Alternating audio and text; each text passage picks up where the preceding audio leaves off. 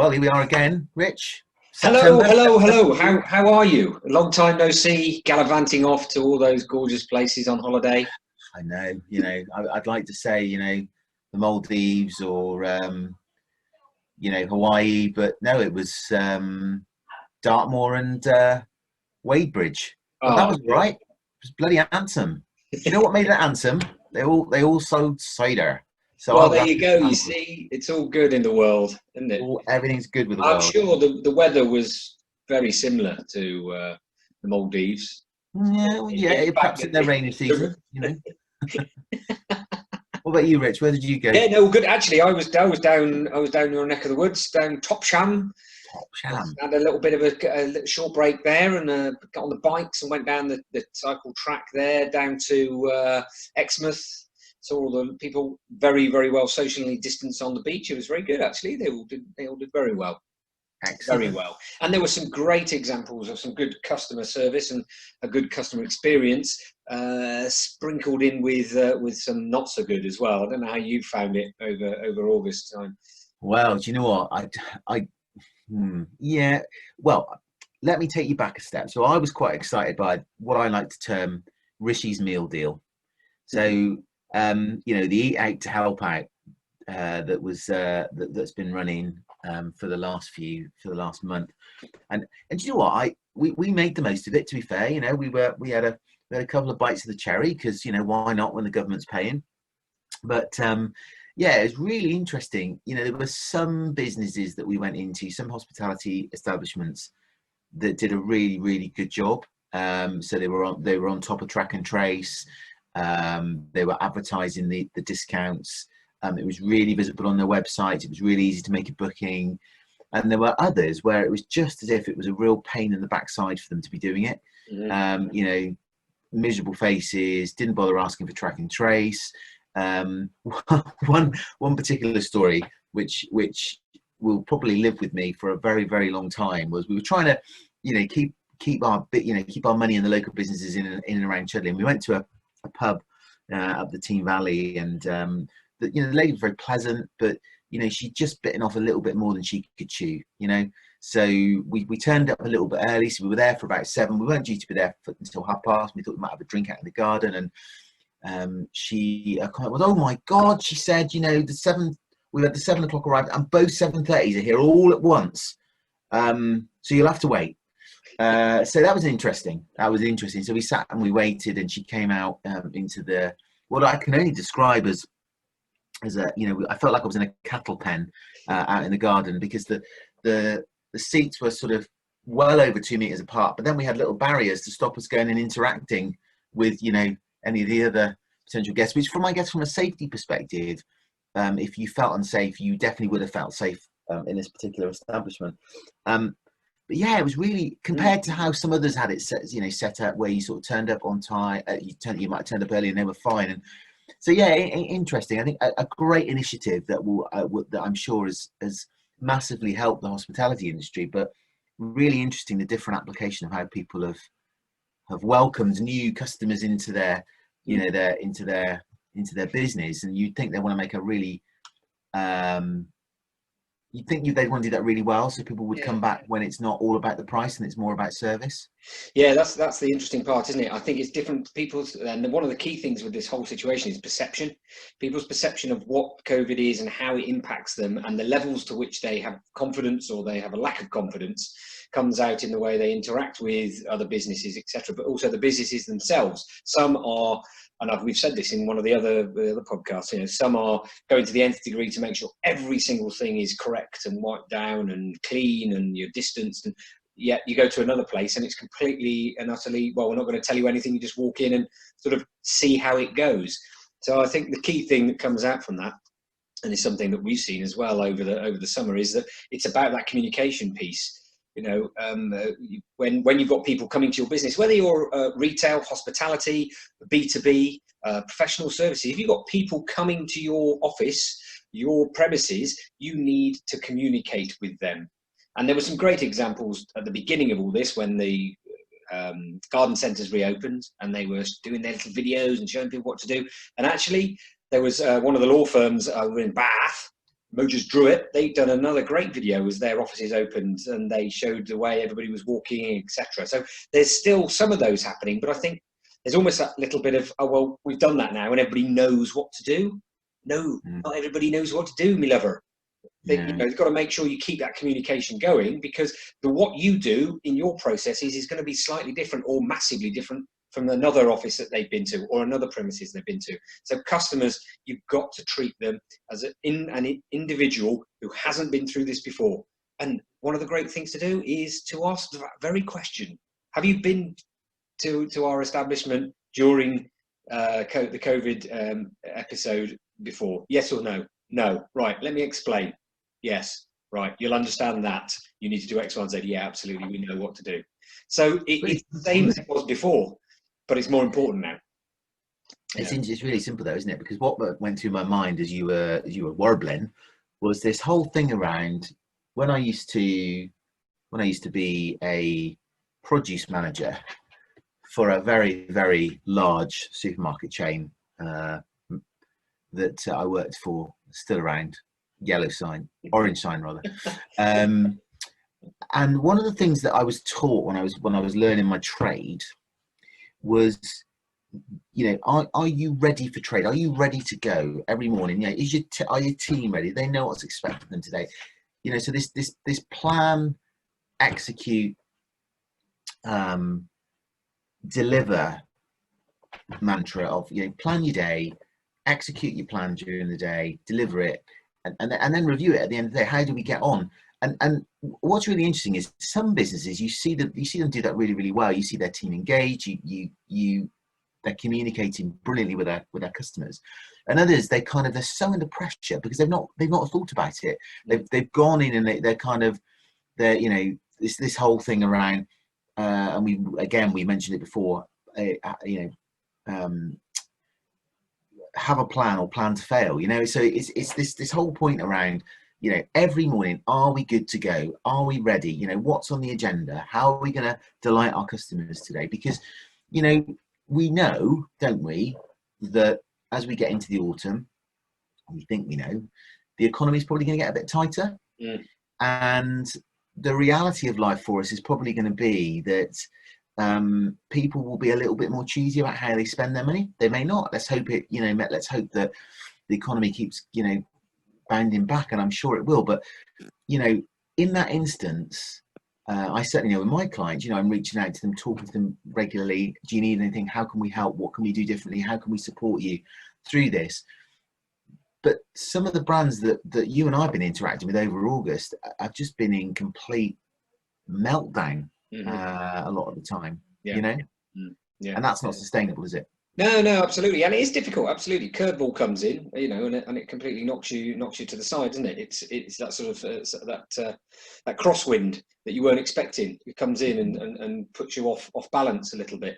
But I think that planning piece that we always talk about makes a difference. But now something like Eat Out to Help Out's gone. The price piece has gone. People were going out because they were going to get money off. You know, it literally was. Now, you can't carry that on because there's that old adage of race to the bottom when it comes to pricing. You can't do it. So you take the price out of it. The question to a lot of places, particularly from that hospitality point of view, is will people return? Now that price point has gone back to normal, will they still come back? And if the answer is no, then hang on a second, we need to be concentrating on something. So there's great opportunities to gather that insight. And here we go again, for those of you listening or watching, and we keep saying this, the insight is critical to understanding how your customers feel. And the feel piece is critical. We've got a highly emotionally charged situation we find ourselves, and spending money is highly emotionally charged anyway, whether in a crisis or not. So we've got to really understand what your customers are saying, and, you know, how do you go about doing that?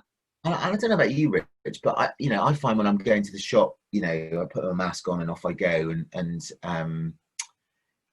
you know, other than going to the shop where you physically have to change something about what you're doing that's not normal, or wasn't normal before lockdown, or the COVID crisis, and then you kind of go, you know, when you're out and about and you see people that you know, and I don't know about you, but it all feels really normal again. You know, it feels as if we're getting back to some kind of yeah, some kind of normality, almost something, falling back into those comfy slippers of how we interact with people. And then I'll bump into somebody who is quite perturbed still about the situation, and you kind of go, oh yeah, we are still in a pandemic. We do still need to make sure that we are socially distancing and making sure that we're following all of the procedures. One thing I am really anal about at the moment is the hand washing, and I've got more sanitizer all over the house than anything else, and I think that's a good thing, because obviously hand hygiene stops the spread, of course. It sounds like an advert for carrots. It's not. Yeah, we selling that now. We sell a bit of Insight 6 hand sanitizer. It's not a bad idea. Let's chat about that one. Yeah. But yeah, I personally, and I'm sure many people like me, need that almost jolt to go, hang on, no, we still have to help people feel safe, well, and we have to give them an experience that is credible with our brand that we're trying to create. And I think we've lost that. It's clear that lots of the businesses I've been in over the summer haven't been listening to our amazing podcast. They haven't been listening to our top tips about what they can do to help themselves. Yeah. So, I think I'm not sure what we're going to call this podcast. Let's call it, maybe we should call it Back to Work After the Summer, or whatever we're going to call it. But the reality is that there's a huge opportunity. There's a huge opportunity still for businesses to differentiate themselves. And, we've talked about this a lot, and sometimes I worry, should we talk about it again, because people will get bored with it? But I don't think they will. I think business owners need constant reminding that you have to do the basics well. You have to be talking to your customers. You have to be finding out what they want from you and what they don't want from you. And you've got to do, every day, reset your business. What are we doing today? What does the communication look like? How are we going to execute the plan? How are we going to look after our customers and our people? And I think if you do that daily reset with all of your teams, you won't be going far wrong, because your competitors won't be doing that. Your competitors won't be thinking about the customer as much as you are, and that will definitely differentiate how successful you are over the next few months. Absolutely. It's that beyond the process piece, isn't it? We mentioned before.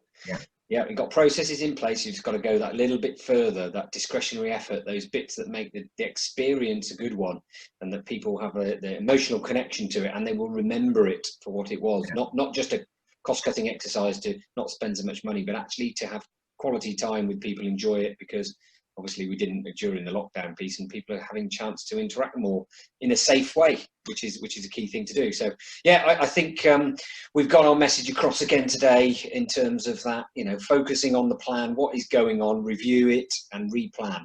So we should go forward with that. Yeah, and that's no bad thing to keep talking about the plan, because the plan needs to be fluid.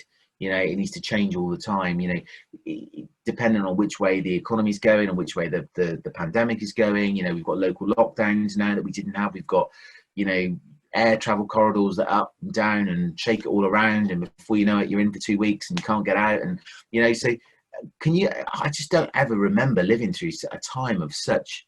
I think do you know what? We're almost like, we roll with the uncertainty now, don't we? As the great British population, we're like, oh yeah, travel corridors close to France now. Oh yeah, Portugal's back on. Oh no, it's off again. So it's madness, isn't it? If you're in the travel industry, you must be bald, because you must have pulled every last hair out of your head. It must be horrific. And there's a great example of the need for great communication, though, isn't there? Because they say, oh yeah, no, there's a list somewhere of countries that you can and can't get. It's just like, oh, flipping heck.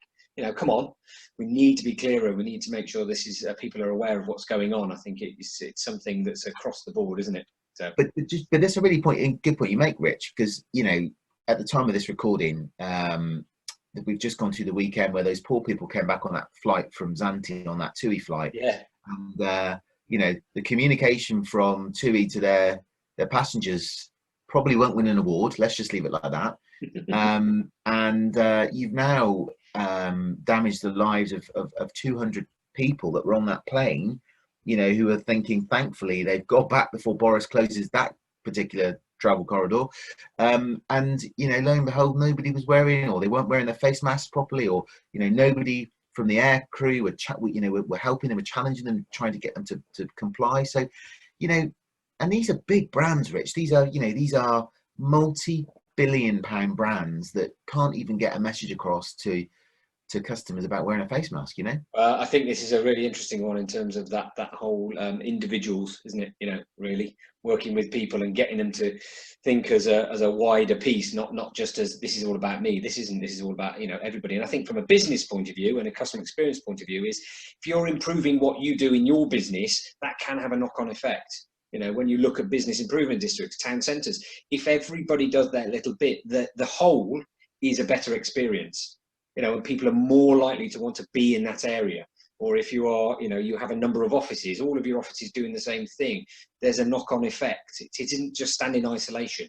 So I think, you know, that understanding that there's a bigger picture piece here. But and you're right. But I bet you, I'd be willing to wage a small fortune on the next point I'm going to make.